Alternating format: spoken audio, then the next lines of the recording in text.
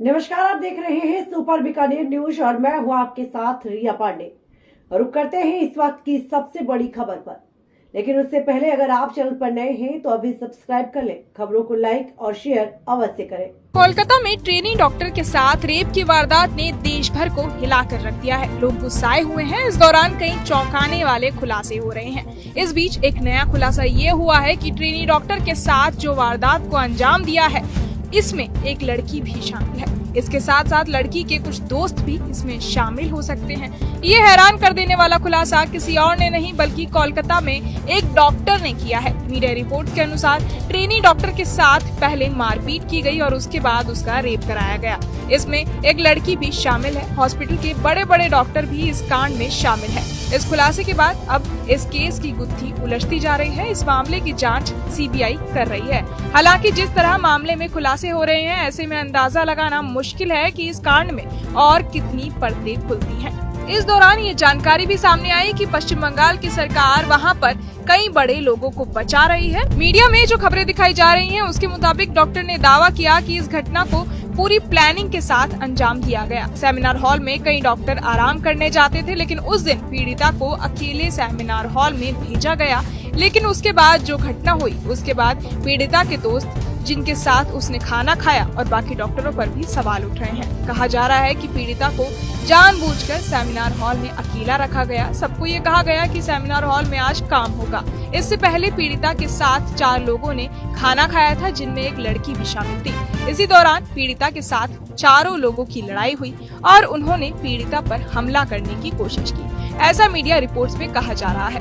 कहा जा रहा है कि पीड़िता ने इन 4 लोगों के साथ खाना खाया। खाना खाते टाइम इनमें थोड़ी कहा सुनी हुई। इसके बाद लड़की ने पीड़िता को धमकी दी और वहां से चली गई। इसके बाद साथियों ने जाकर शराब पी और वापस आकर लड़की पर हमला किया। 2 लोगों ने पीड़िता के हाथ पकड़े और इनमें जो लड़की इंटर्नशिप कर रही थी, उसने भी वहां पर उनकी मदद की और उसे जोर से खींचकर पटक दिया।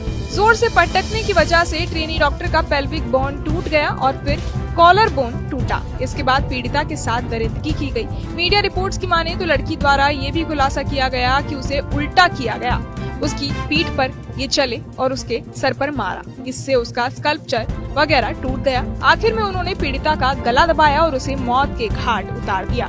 जब इन्होंने पीड़िता के साथ अत्याचार किया और नीचे आए तो संजय वहां शराब पी रहा था। उन्हें पता था कि संजय शराबी है और उसका गलत लोगों के साथ उठना बैठना है। यही नहीं, ये सेक्स रैकेट के जाल में भी फंस चुका था। इसके बाद उन्होंने संजय से कहा कि तुम्हारे लिए सेमिनार हॉल में कुछ रख कर आए हैं, तुम जाओ और अपना काम कराओ।